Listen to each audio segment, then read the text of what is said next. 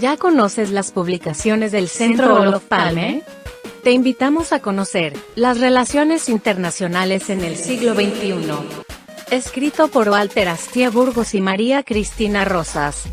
En 15 capítulos aprenderás sobre todo lo relacionado entre relaciones internacionales e historia, guerra y paz, geopolítica, teoría, derecho internacional, política exterior, diplomacia, negociaciones internacionales, tratados internacionales, organismos internacionales y muchos temas más.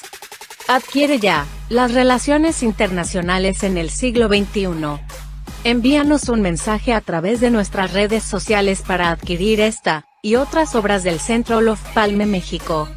Contáctanos hoy mismo.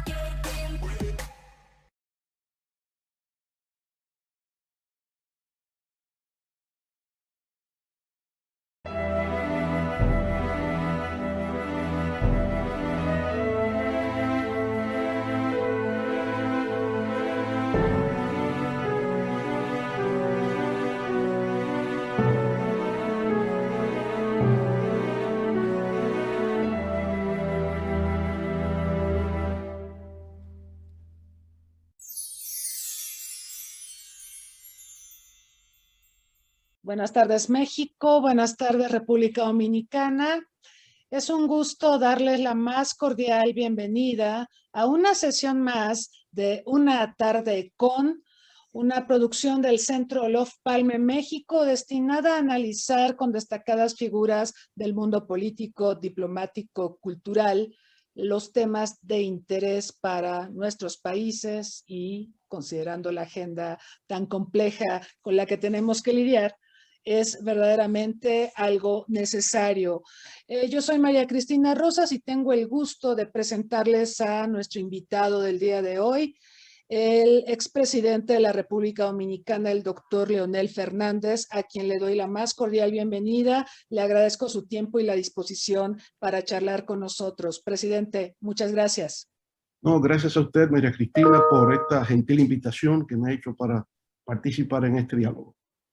Muchas gracias, presidente. Quiero aprovechar también para agradecer al doctor Pablo Mariñez, querido amigo, colega académico, ex embajador de la República Dominicana en México, por sus gestiones para hacer posible el contacto con el presidente Fernández. Me voy a permitir rápidamente presentar algunos datos curriculares de nuestro invitado. El expresidente de la República Dominicana, Leonel Fernández, es político, abogado, catedrático y escritor dominicano que ha desempeñado un rol prominente en la promoción de temas políticos e ideológicos tanto a nivel nacional como internacional.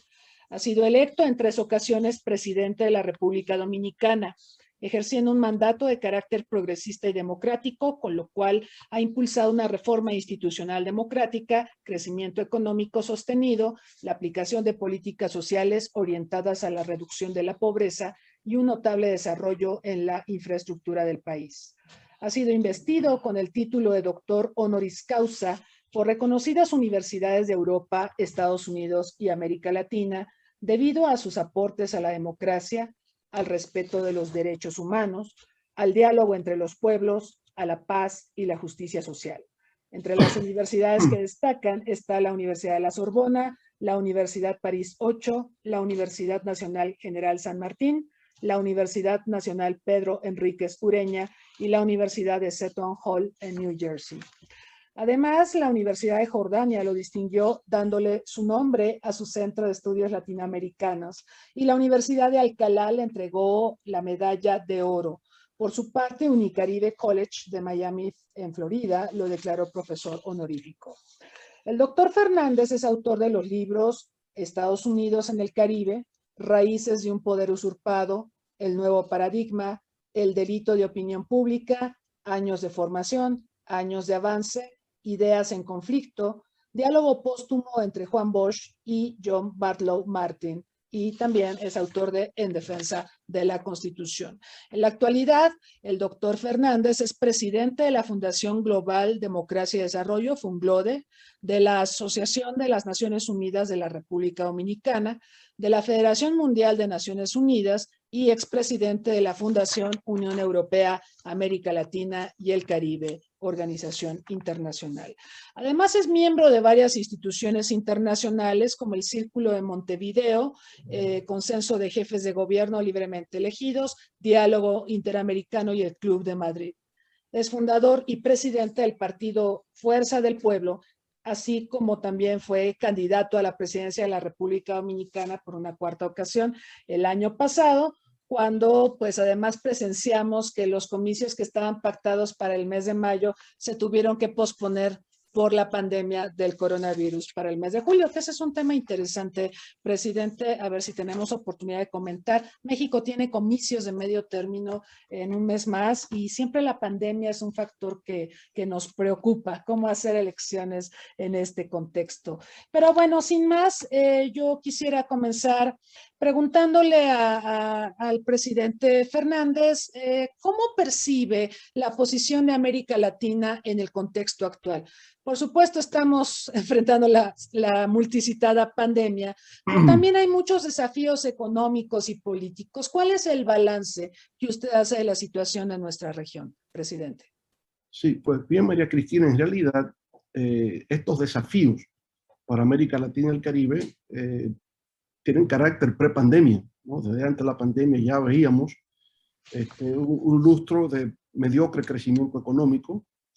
Se generaban protestas sociales en Colombia, en Chile, en Brasil, en distintas partes de la región, pues ya había un cierto malestar social generado por esta caída del crecimiento económico luego de haber tenido una década de oro entre el 2003 y el 2013, pero que se correspondió con un superciclo de los commodities, de los precios de las materias primas a nivel mundial.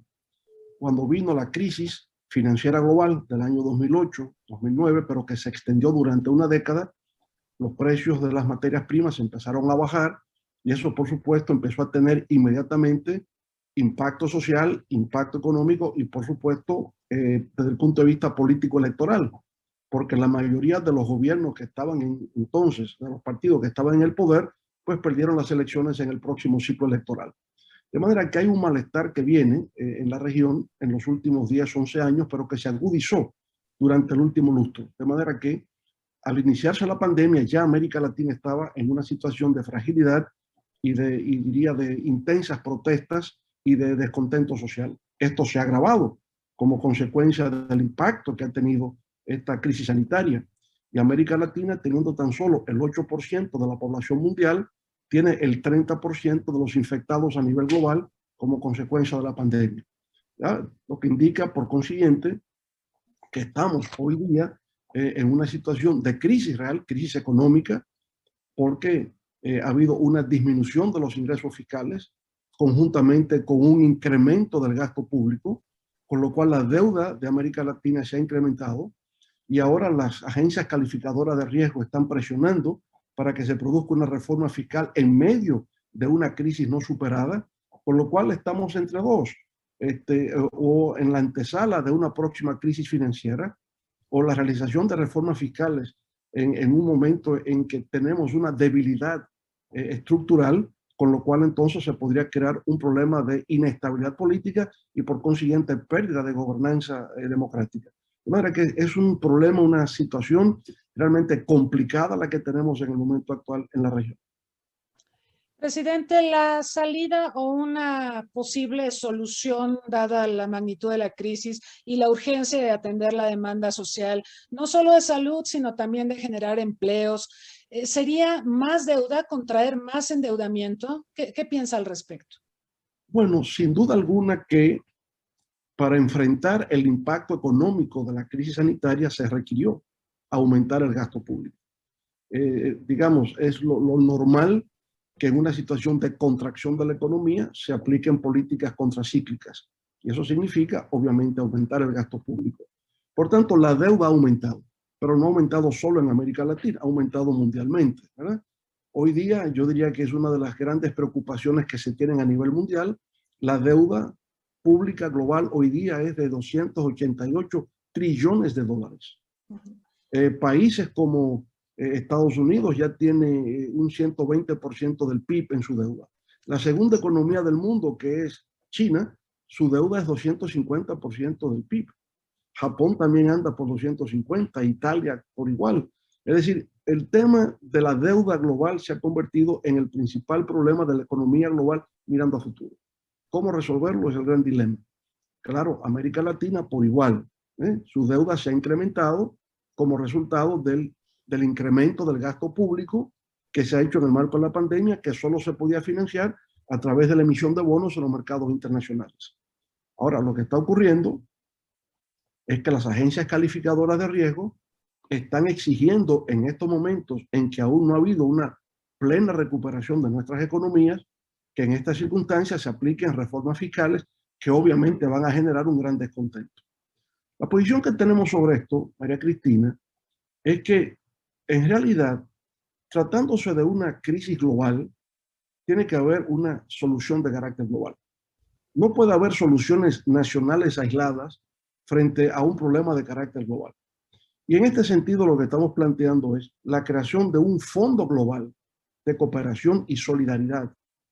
Y eso puede empezar por una discusión que se plantea a nivel del G20, donde América Latina estaría representada por las tres grandes economías de la región, por Brasil, por México y por Argentina.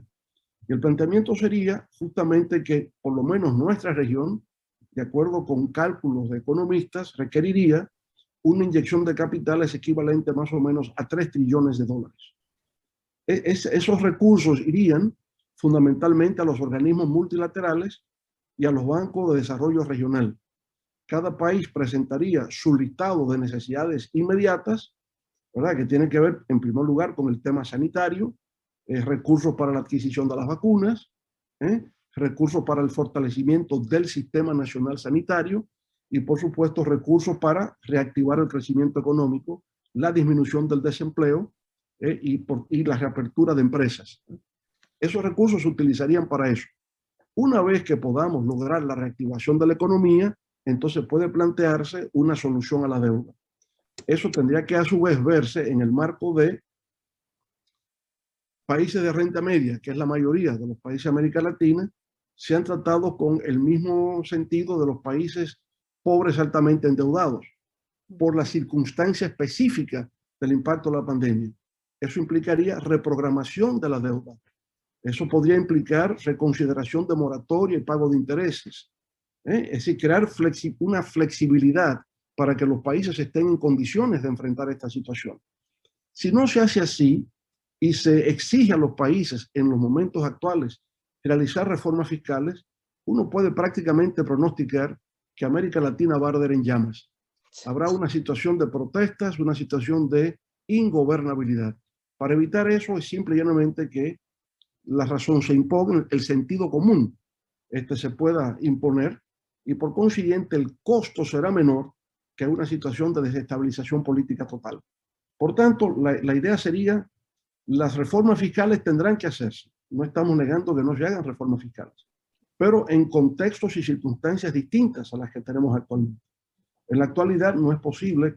Es como decir que los pobres paguen el impacto de la deuda en el momento actual. Que los desempleados sean los que tengan que pagar esto. Bueno, es decir, los que han aumentado el ejército de pobreza y de extrema pobreza sean los que tengan que pagar un impuesto al valor agregado al consumo. Eso no es posible. Eso sería, yo diría, un acto de irresponsabilidad total de la comunidad internacional. De manera que esa es la situación, el contexto en el que vemos la situación actual de la región. Sí, presidente, me quedé pensando mientras lo escuchaba respecto a los paquetes de rescate millonarios que han gestionado los países de la Unión Europea y el propio presidente Biden, precisamente porque la situación así lo amerita. Y bueno, en el tema fiscal, ciertamente en América Latina tenemos un problema de recaudación fiscal muy severo, que ha sido evidenciado obviamente también en la pandemia, ¿no? A la gente le decíamos, quédate en casa. Pues lo cierto es que la informalidad de nuestras economías es la norma y mucha gente verdaderamente no podía quedarse en casa y tenía que salir a ganarse el pan, como se dice vulgarmente.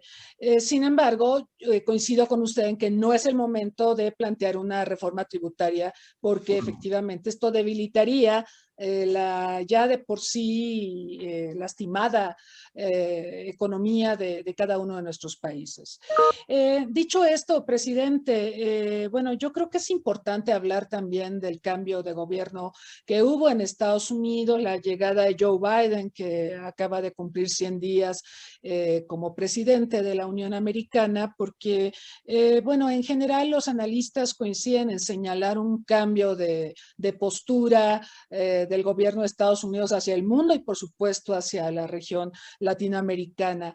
Yo creo que también hay un tema de liderazgo en la administración Biden para enfrentar la pandemia, no solo en términos de asignar recursos para rescatar la lastimada economía estadounidense, sino lidiar con la pandemia. Y bueno, mi pregunta es, ¿cómo observa usted la gestión de Biden en estos primeros 100 días de gobierno, visto desde nuestros países, visto hacia América Latina y el Caribe, por supuesto? Sí, yo diría que estos primeros 100 días del presidente Joe Biden han sido exitosos, porque en primer lugar está el tema sanitario. Él se planteó 100 millones de vacunas en los primeros 100 días y pasó de 200 millones. Por tanto, superó las expectativas. Ha entendido la necesidad de acelerar el proceso de vacunación. Y en efecto, ya en Estados Unidos anda por 260, 270 millones de personas que se han vacunado de una población de 330 millones. De manera que es posible que antes del otoño la población completa norteamericana o casi completa esté vacunada. Y eso es importante, primero porque crea la confianza a nivel de la población de que se puede aperturar escuelas, universidades, centros culturales, negocios, etcétera. Se vuelve como una especie de normalidad prepandemia y eso es muy importante. Pero en segundo lugar, porque en la medida en que no se logre la vacunación completa de una población o la población mundial en este caso, se corre el riesgo de que el virus siga un proceso de mutación generando nuevas variantes, como lo que está ocurriendo en la India, y que por consiguiente la vacuna se torne ineficaz respecto a las nuevas variantes que van surgiendo. Por tanto, la idea de Biden, y que se está empezando a aplicar en todas partes, es acelerar el proceso de vacunación para ganarle la batalla a las variantes que puedan surgir. Eso nos parece fundamental. Lo segundo, en el caso de Biden, y en lo que concierne a cómo está enfrentando la crisis de su país, no cabe duda de que hay un cambio de paradigma. Yo creo que Biden representa lo opuesto a lo que simbolizó Ronald Reagan, cuando hace 40 años atrás dijo que el gobierno no es la solución, sino que el gobierno es el problema. Y resulta que Biden está haciendo lo contrario. Lo que está haciendo Biden es el retorno del Estado, ¿verdad? Es volver a que el Estado juegue un rol central en la aplicación de políticas públicas que permitan que el país salga hacia adelante en el aspecto sanitario, pero también en lo económico y lo social. Y se ha planteado una reforma fiscal, él lo puede hacer en Estados Unidos, porque la situación allá es distinta. Primero ha habido una inyección de 8 trillones de dólares en la fase de Trump y en la fase de Biden, ¿verdad? Donde a la gente le mandan $1,400 mensuales a su casa, esté trabajando o no lo esté. Lo cual increíblemente también ha contribuido a aumentar las remesas aquí en República Dominicana. Presumo que en México también. Así es. O sea, que el dinero del gobierno federal norteamericano ha servido para, de alguna manera, paliar el sufrimiento que tienen nuestros conciudadanos, tanto en México como en República Dominicana. Pero decía, esos recursos, ¿verdad? Inimaginables, o sea, nunca ha habido tal inyección de capitales en tan poco tiempo, ni siquiera en la Gran Depresión de los años 30, es algo sin precedentes, pero se dan cuenta que la deuda ha aumentado y que por consiguiente hay que buscar la forma de poder enfrentar la situación. Trump venía, al igual que Reagan, de una reducción de impuestos, hablando de que eso estimularía el crecimiento de la economía y que los pobres iban a beneficiar por un desparrame, decían en inglés trickle down economy, ¿no? Que la cosa va hacia los de abajo, lo que nunca se produjo. Tanto con Reagan como con Trump, eso generó un déficit fiscal.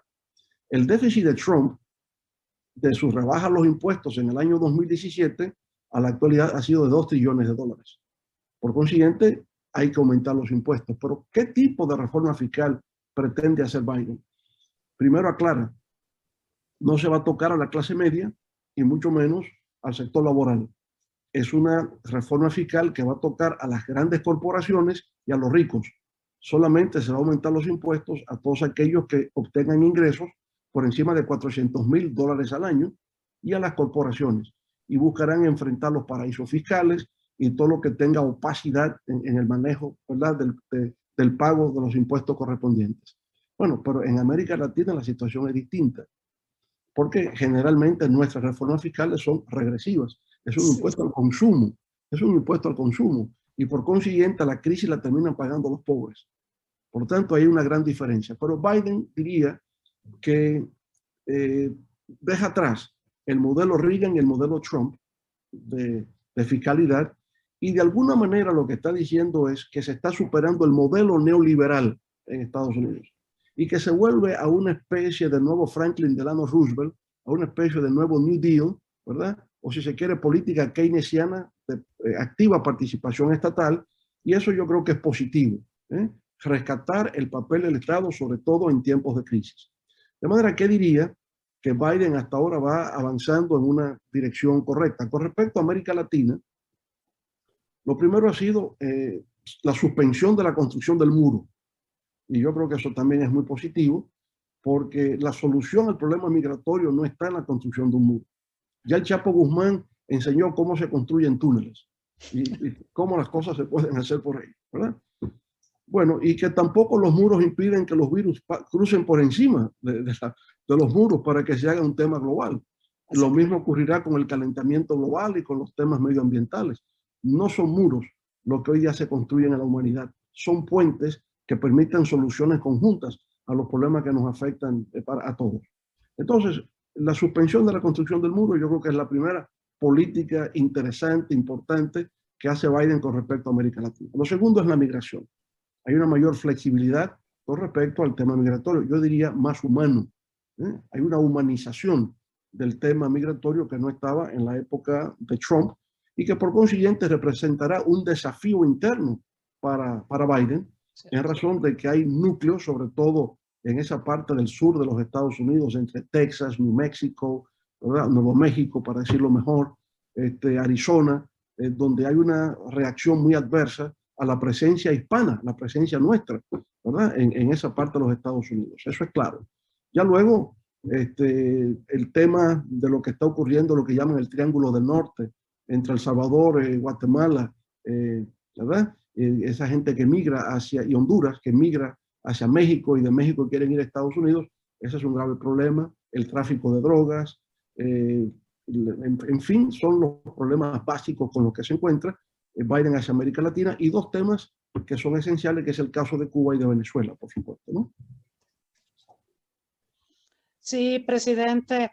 Me quedé pensando en lo que comentó usted, porque hace algunas semanas también tuvimos oportunidad de tener en este espacio al expresidente de Uruguay, Julio María Sanguinetti, y él decía que en épocas de crisis solemos mirar al Estado, ¿no? Y es cuando pedimos más Estado. Y justamente esto lo estamos observando en Estados Unidos. Yo no sé hasta dónde, y esa sería una reflexión que le pediría, ¿hasta dónde cree que esto inspire a América Latina a seguir en esa dirección?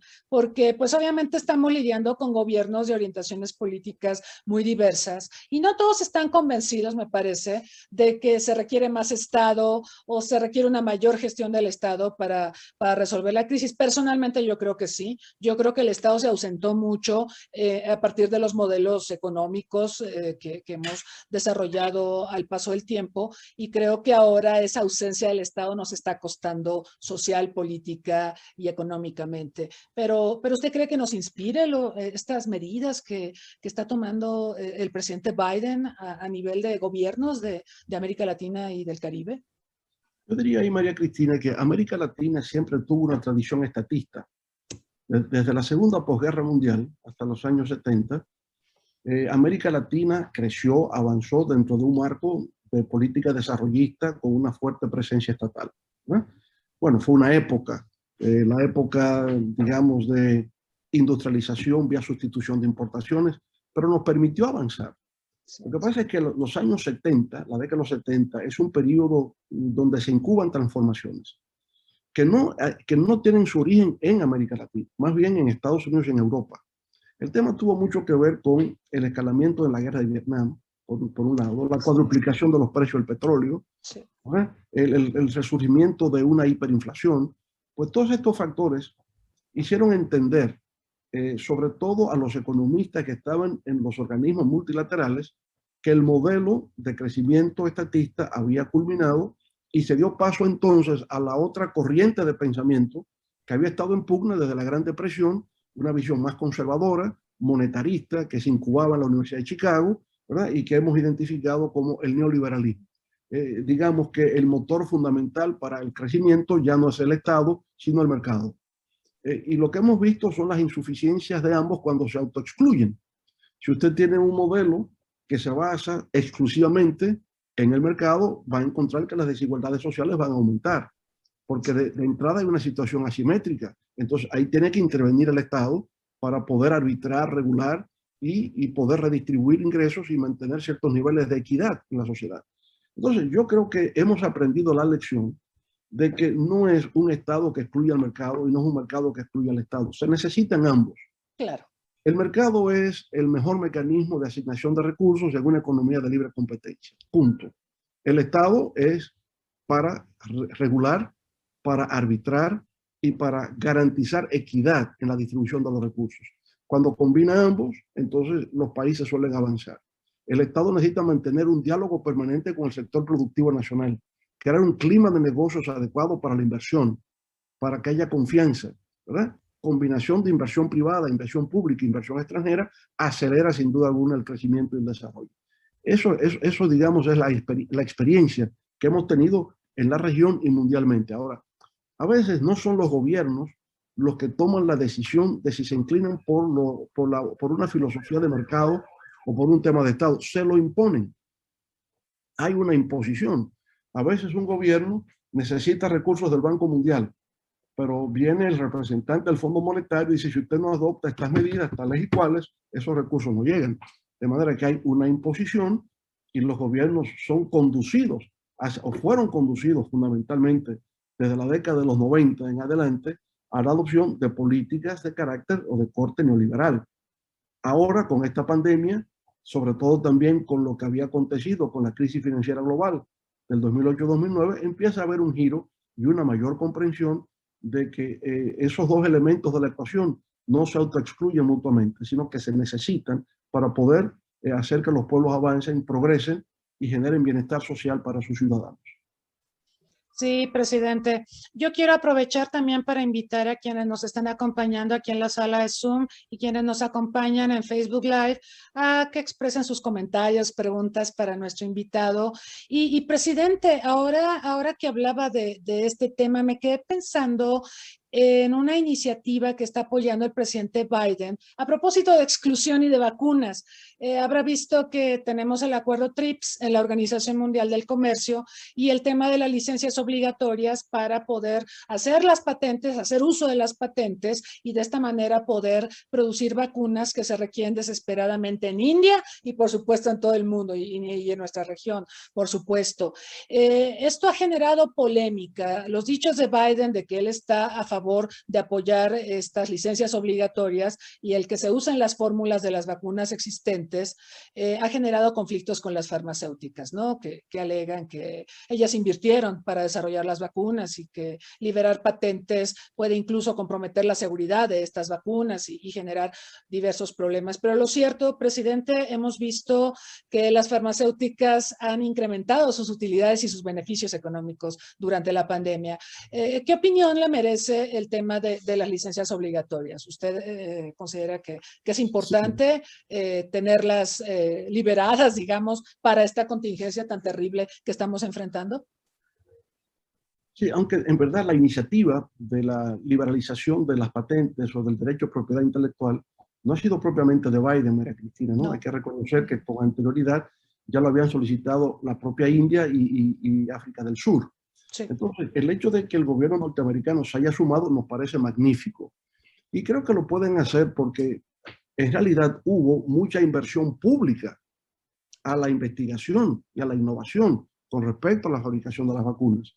No se trata de una inversión solo de las empresas farmacéuticas. Los gobiernos en realidad contribuyeron al financiamiento de las investigaciones que han dado lugar a este hecho prodigioso de una vacuna en tan solo un año, ¿verdad? Porque las vacunas siempre dilataban entre 10 y 15 años para poderlas tener. Así es. Entonces, yo no creo que las empresas, ante una situación que afecta a la humanidad, que crea una crisis existencial, la prioridad sea el dinero por encima de la existencia humana. Yo pienso que aquí hay un tema, un dilema ético muy claro. Claro. Yo creo que en realidad lo que se plantea es una suspensión temporal. Tampoco se ha hablado de definitivo, se habla de temporal, que permita a aquellos países que tienen la capacitación técnica y los recursos humanos de poder producir la vacuna y por tanto acelerar el proceso de vacunación de su población. A mí me parece que, yo diría, pensando en el bienestar de la humanidad por encima del dinero, yo creo que es algo que debería imponerse, que haya una suspensión temporal del ejercicio a la titularidad del derecho de propiedad intelectual o el derecho de patentes para que la humanidad pueda beneficiarse temporalmente de esta situación. Me parece absolutamente inadecuada desde el punto de vista moral la reacción que han tenido las grandes empresas farmacéuticas. Sí, presidente, estaba revisando algunas condiciones de empresas farmacéuticas a gobiernos. Imagínense, las farmacéuticas poniéndole condiciones a los gobiernos en los tiempos que vivimos. Pfizer pidiendo a Argentina que deslinde a Pfizer de efectos secundarios de la vacuna a la hora en que se le aplica a la población. Eso se me hace irresponsable. El presidente Alberto Fernández, usted lo sabe, decidió no comprar la vacuna de Pfizer. Él básicamente está reposando en la Sputnik de Rusia y en AstraZeneca, donde también hay un convenio con México para garantizar la producción y el abastecimiento a naciones latinoamericanas. Y ahora también está hablando con China, porque realmente la posición de las farmacéuticas sorprende. Efectivamente, mucho de la investigación contra el COVID se ha hecho en universidades públicas o claro, con dinero del gobierno, ¿no? Entonces es lamentable esta situación. Pero le habla también del empoderamiento de las farmacéuticas en tiempos donde esperaríamos un poco más de solidaridad, presidente. Claro, no existe, es una especie de capitalismo salvaje, ¿sabes? Donde lo que se trata es de acumular y acumular, no importa que sea en detrimento de la humanidad. Aquí yo creo que lo fundamental es la supervivencia humana. Y estamos frente a una amenaza de crisis existencial, esa es la realidad. Porque a dónde puede llegar este COVID, pues no se sabe. Lo que hemos visto en la India recientemente es realmente espeluznante. Sí. Es decir, ya, digamos, no caben más pacientes en los hospitales, ya no caben más cadáveres en las funerarias, ya no hay suficientes cementerios y ya no hay suficiente leña para incinerar a los cadáveres. O sea, es una vuelta al medioevo, a la época de la peste bubónica. Y si eso se esparce por el mundo, imagínense usted de qué estamos hablando. Una escena dantesca lo que se produciría. Por tanto, lo que se exige es mayor solidaridad y mayor espíritu humanitario, ¿no?, a estas empresas que ya de por sí han acumulado recursos como nunca lo habían soñado, como consecuencia de la vacunación que ya se ha generado fruto del COVID-19. Sí, presidente, del problema de India a mí me preocupa también que es la farmacia del mundo y mientras tenga esta crisis en su territorio, esto hasta nos puede afectar en términos de que deje de fabricar una serie de medicamentos e insumos que requerimos en el resto del mundo, presidente. Claro, entonces, es que estamos hablando de 400,000 personas diarias que se ven. No. Es un crecimiento exponencial. No, es terrible, terrible.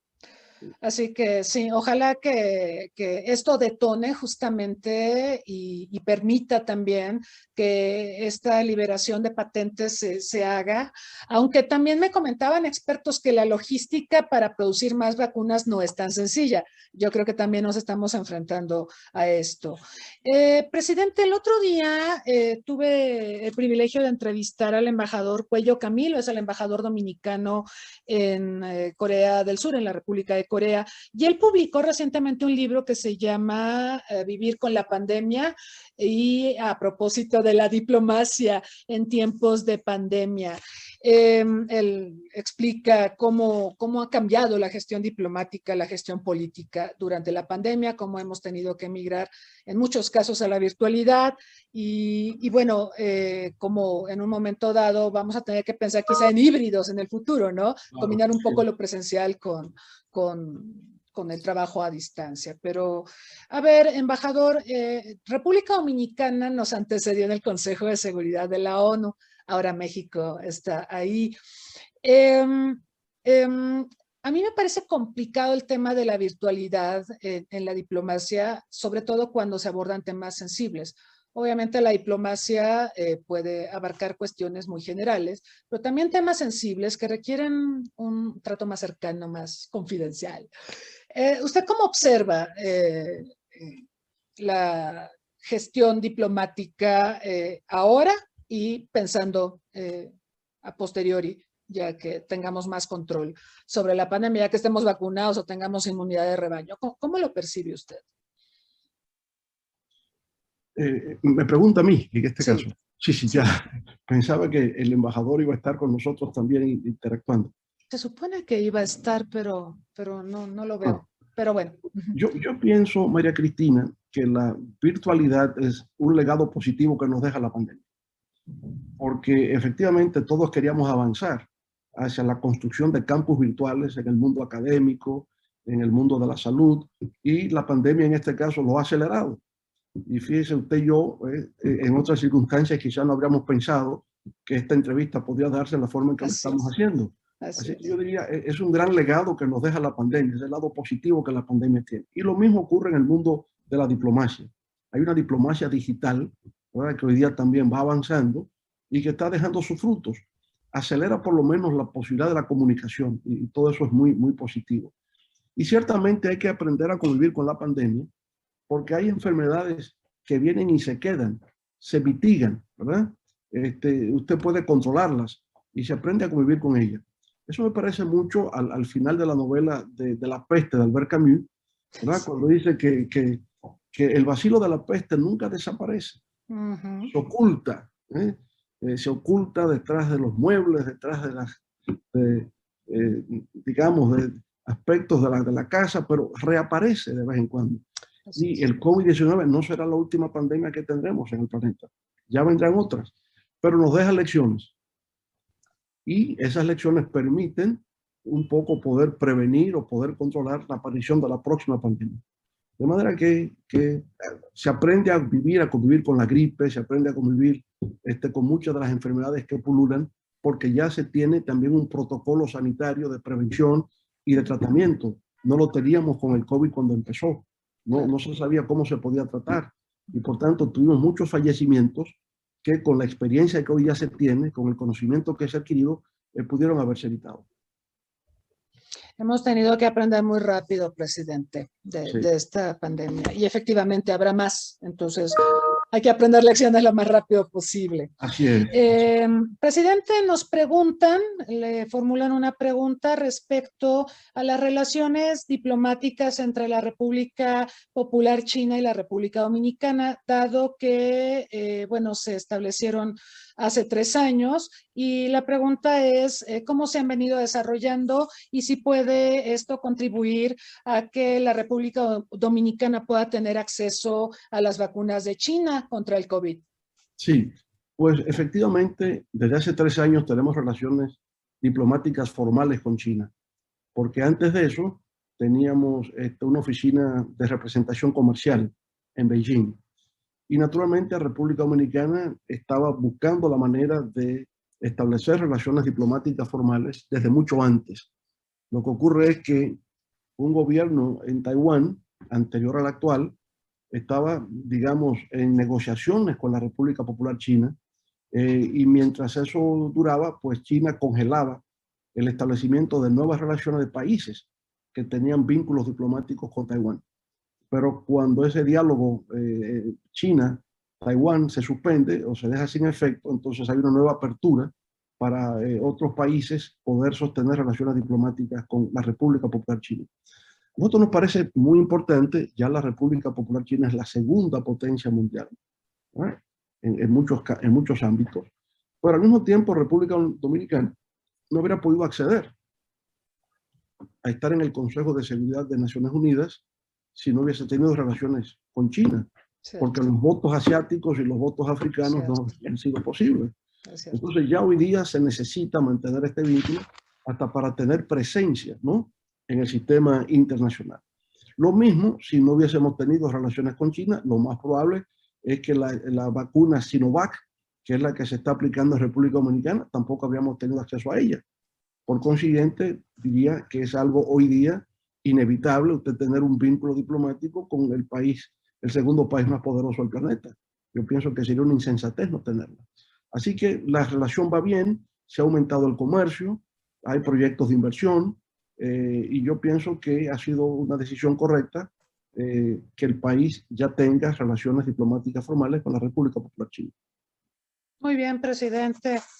Aquí me mandaron una pregunta que no me olvidé del planteamiento de cómo hacer elecciones en épocas de COVID-19. A propósito de lo que comentamos en el inicio de la entrevista, presidente, que el año pasado ustedes tenían programado que en mayo fueran los comicios, los recorrieron a julio, a principios de julio para pues me imagino poderse preparar de mejor manera para la pandemia.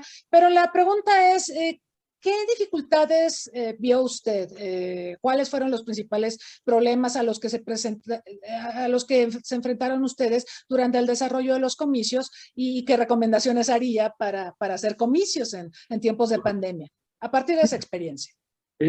Para nosotros realizar elecciones en el año 2020, fuese en mayo o fuese en julio, era el peor momento. Sí. Porque, bueno, todavía estaba la incertidumbre, qué significa todo esto, aglomeraciones de multitudes haciendo la fila para ir a votar.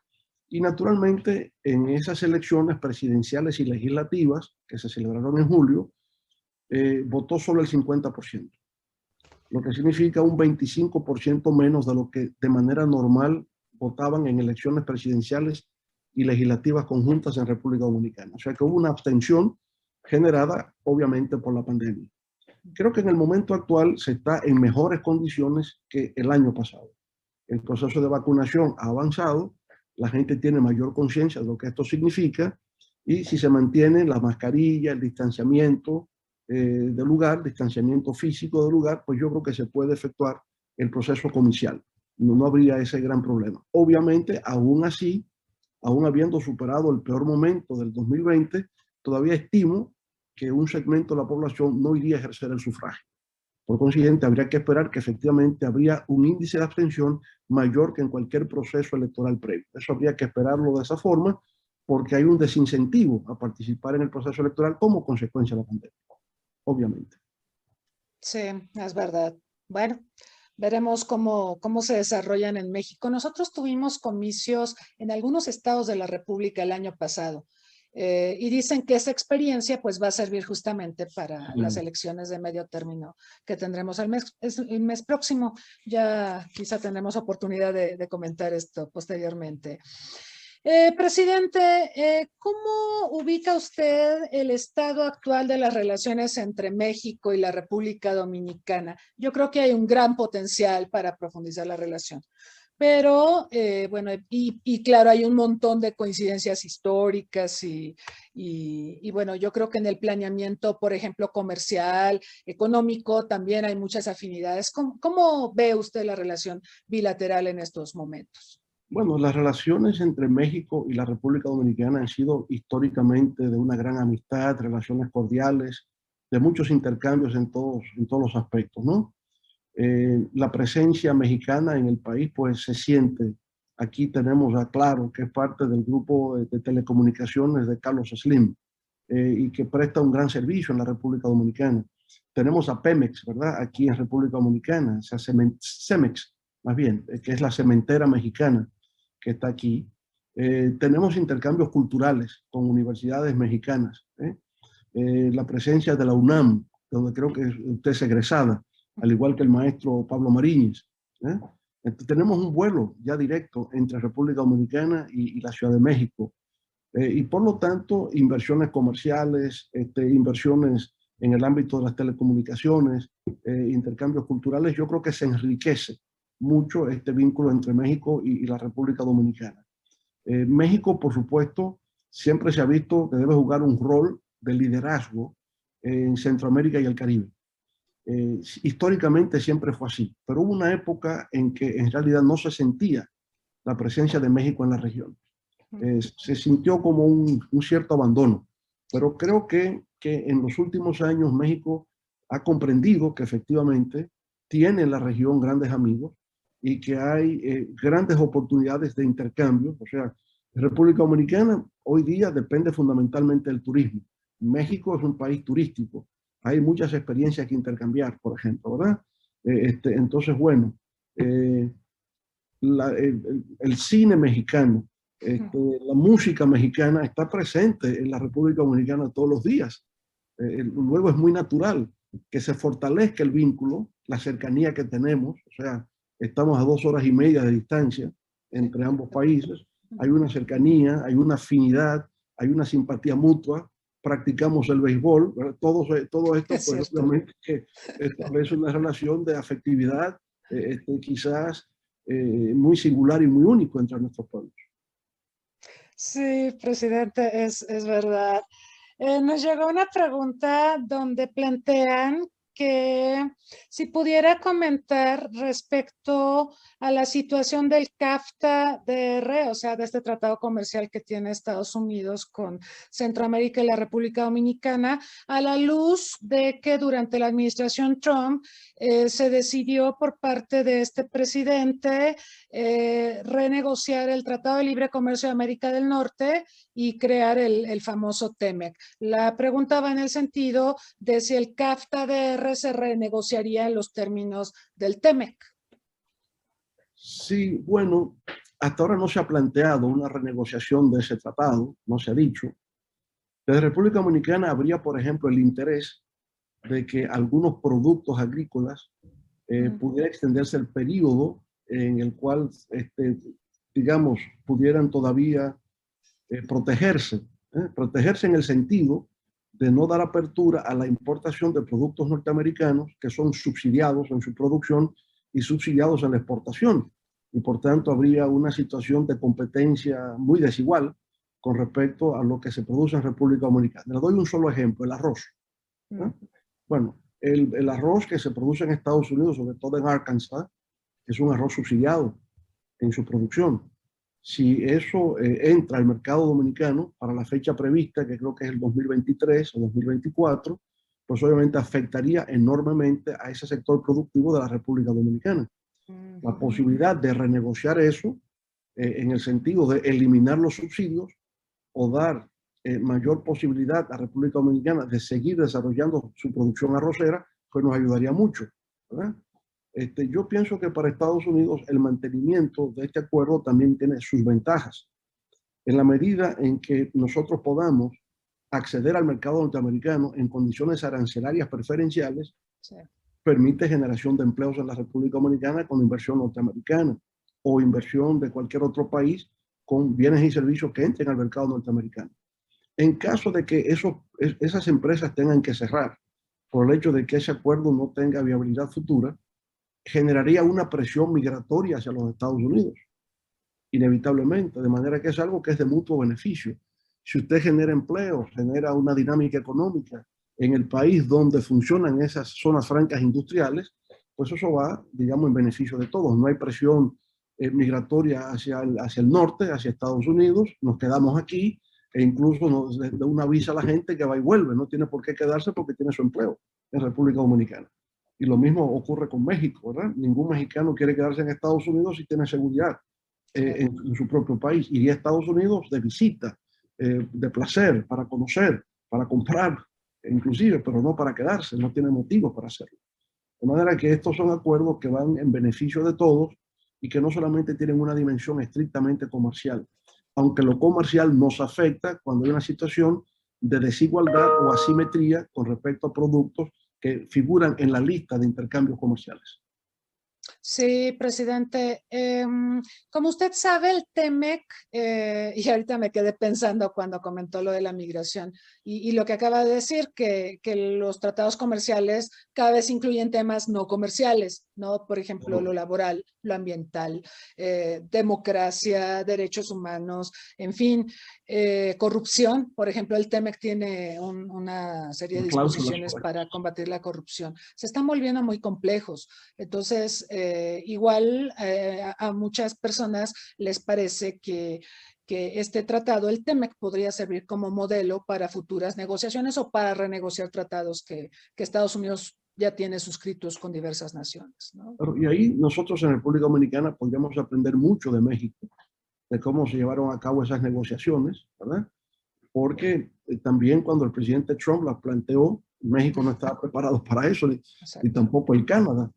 Incluso en aquel momento lucía como una política proteccionista, ¿no? De vuelta de las empresas hacia los Estados Unidos, las empresas norteamericanas que volvieran a Estados Unidos.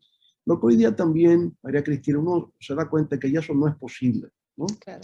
Hay unas cadenas globales de valor, hay un sistema de fragmentación de la producción a nivel global que ya no es posible volver a un solo país. Claro.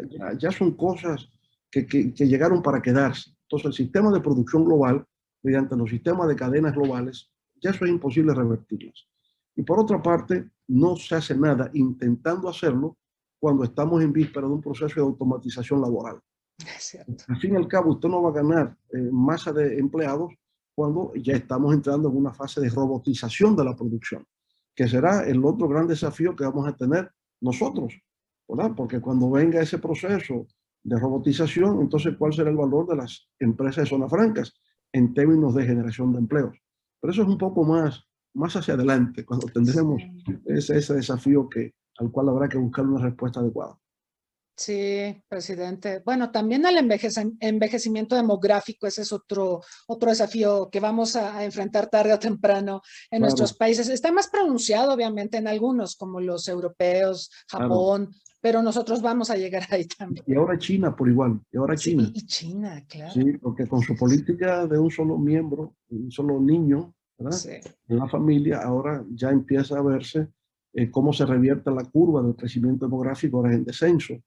Entonces, pero también nosotros, por ejemplo, República Dominicana, que es un país de una población muy joven, hacia la década de los 40 de este siglo, ese bono empieza a perderse y por consiguiente la población empezará a envejecer también. Ese bono demográfico, ¿no?, en favor de la juventud empezará a perderse a partir de los años 40. De manera que esta es la etapa aún floreciente del crecimiento demográfico de República Dominicana, pero igual, ese bono se empieza a perder en unos 20 y tantos años.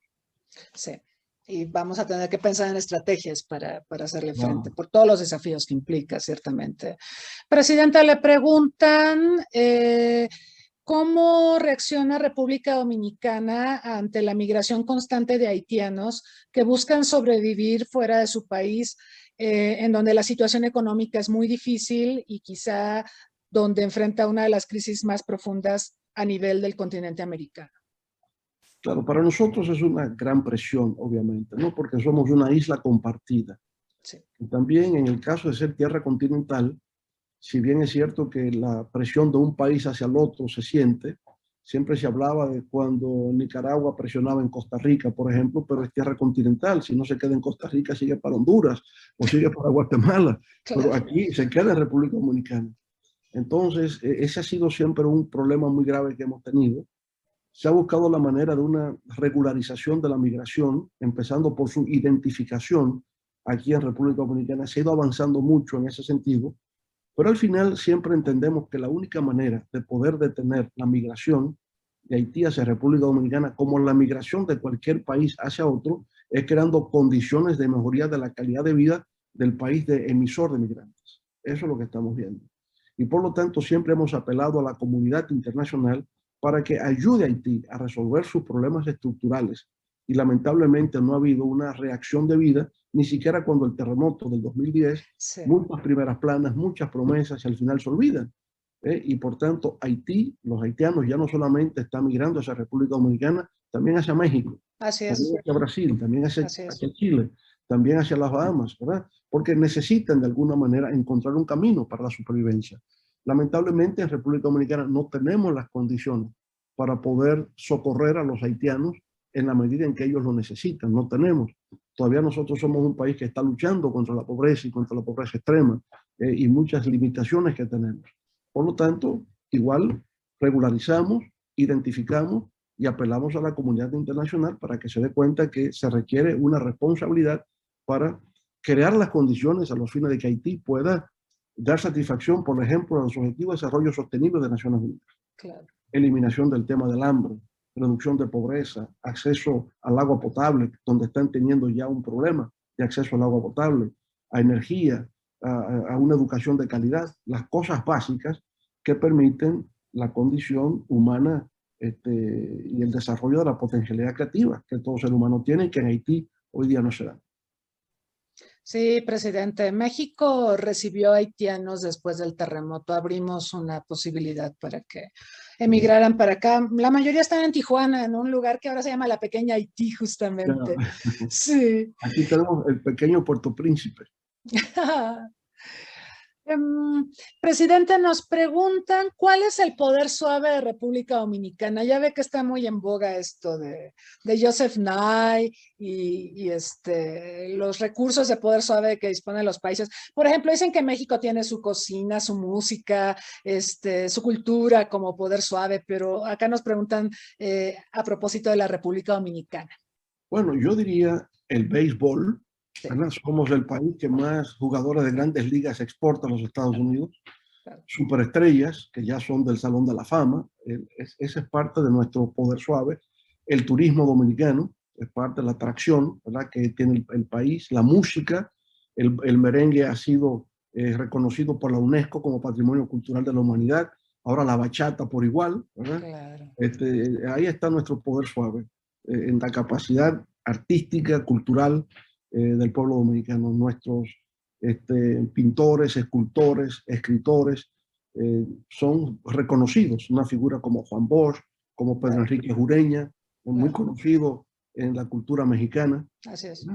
Entonces, son representantes de lo mejor de la República Dominicana, son nuestros embajadores, como aquí les decimos, y representan el poder suave, ahora también, debo decir, con el naciente cine dominicano. Igual es parte de nuestro soft power, como dice Joseph Nye, ¿no? Así es, presidente. Nos estamos acercando al final de la entrevista. Hay una pregunta más. Yo también tengo una final para usted. Pero a ver, le preguntan cómo se desenvuelve la República Dominicana con el Caribe no hispano. Sí, hemos procurado siempre acercarnos, sobre todo a CARICOM. Pero en CARICOM siempre se ha considerado que un país como República Dominicana, al igual que Cuba, resultamos como muy grandes para lo que representan esas pequeñas islas del Caribe. Y por tanto, en adición a CARICOM, se creó CARIFORUM para dar cabida a Cuba y a República Dominicana. Y entonces, a través de CARIFORUM y a través de la Asociación de Estados del Caribe, procuramos mantener un vínculo de intercambio comercial, de intercambio cultural, ¿verdad?, con los países de la región y, por supuesto, compartir la parte turística, porque somos países esencialmente turísticos. Entonces, obviamente, la diferencia de lengua son el Caribe anglófono, el Caribe francófono, el Caribe del papiamento, de habla holandés. Entonces, también ahí hay algunas dificultades. Tampoco tenemos líneas aéreas que vayan directamente a esos lugares. Tenemos que subir a Miami y de Miami entonces bajar. Y es muy caro, ¿verdad, presidente? Es carísimo viajar. Resulta caro. Sí. Pero tenemos presencia dominicana en muchas de las islas. Hay presencia dominicana, por ejemplo, en Jamaica, en Trinidad y Tobago, presencia dominicana en Guadalupe, en Martinica. Entonces, pero hablamos de 25.000, 30.000 dominicanos que laboran en esas pequeñas islas. Hay una presencia nuestra muy, muy importante. Muy bien, presidente. Yo le quiero preguntar, considerando que usted ha sido presidente en 3 ocasiones en su país, ¿cuál debe ser el rol de los expresidentes? Bueno, ahora usted es expresidente. ¿Cuál debe ser el rol de los expresidentes en una democracia? Mire, yo pienso que la política puede convertirse en una plataforma pedagógica, ¿no?, donde también se contribuye a enseñar a los pueblos respecto de los problemas, de las dificultades, de los desafíos que se presentan para mantener la gobernabilidad. Yo creo que toda posibilidad de desarrollo de un país, de avance, de progreso, descansa mucho en su estabilidad política. Y los expresidentes pueden contribuir mucho en el debate, en la reflexión, haciendo ver la importancia de mantener la estabilidad política democrática, que tengamos procesos electorales que sean transparentes, que respondan a la voluntad de los pueblos, ¿verdad?, que cuando se producen trampas y se producen fraudes, eso representa un retraso institucional enorme, porque la gente busca entonces fórmulas alternativas de acceder al poder, que puede ser el golpe militar, la revuelta popular, lo que sea, pero eso es un trastorno que lo que hace es retroceder a los pueblos. Entonces yo pienso que la política como acción pedagógica es muy importante, donde los expresidentes pueden influir en conducir el debate en una dirección que sea la más beneficiosa para los ciudadanos de su país. Muchas gracias, presidente. Y bueno, pues a manera de conclusión, y dado que el Caribe es la tercera frontera de México, a veces no lo volteamos a mirar como Sí. lo marcaba usted. Yo creo que todavía podemos hacer mucho más para profundizar las relaciones con la República Dominicana y con el Caribe en general. ¿Qué le diría usted, por ejemplo, a los jóvenes mexicanos que están estudiando relaciones internacionales? Aquí hay muchos de ellos, muchos de quienes nos están viendo ahora son jóvenes estudiosos de las relaciones internacionales y muchos de ellos también miran mucho al norte como hacemos los mexicanos, ¿verdad? Miramos más al norte que a otras partes del mundo. ¿Qué les diría a usted respecto a la importancia de conocer más sobre el Caribe, de relacionarnos más, de tener un conocimiento más profundo sobre la región?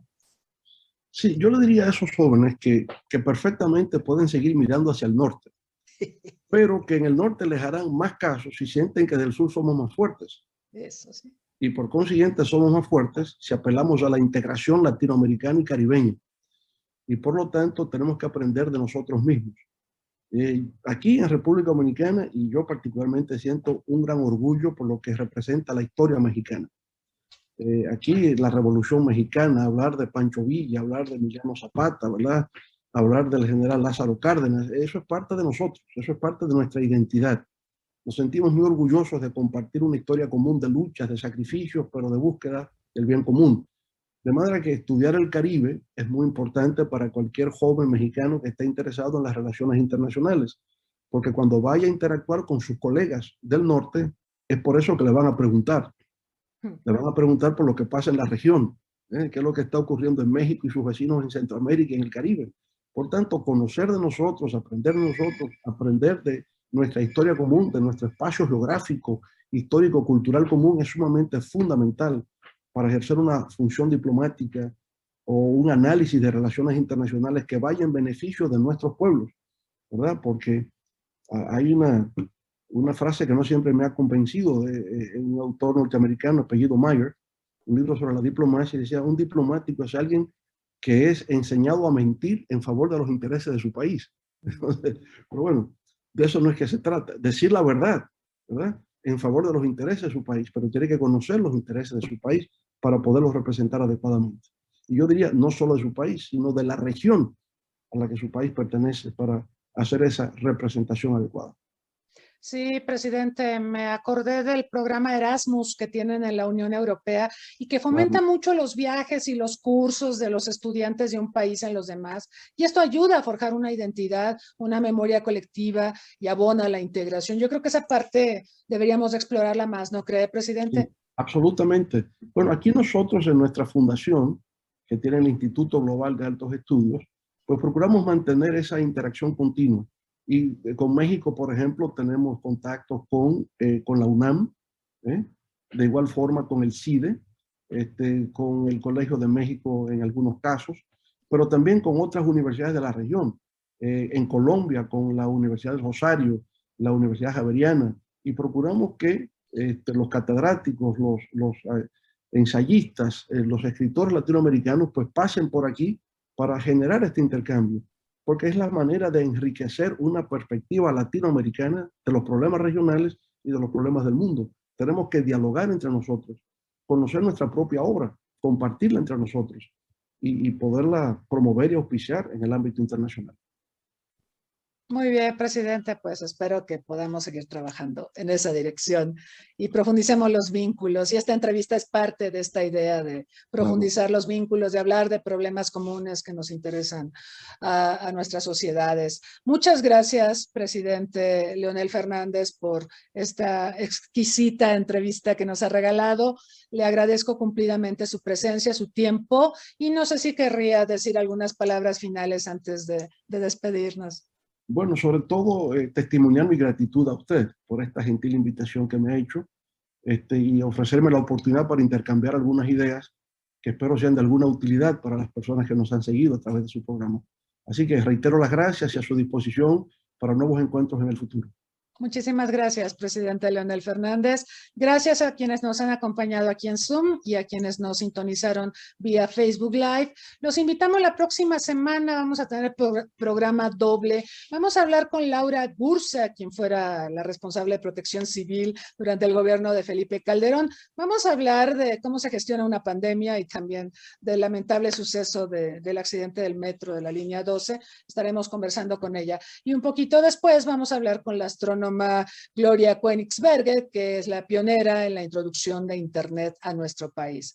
Les pedimos que lo tomen en cuenta, véanos, visítenos en nuestras redes sociales, denos un like si así lo desean y escríbanos, pónganse en contacto con nosotros y díganos qué temas les gustaría que abordáramos y a quién les gustaría que entrevistáramos. Les agradezco mucho el favor de su atención esta tarde y les deseo lo mejor. Hasta pronto.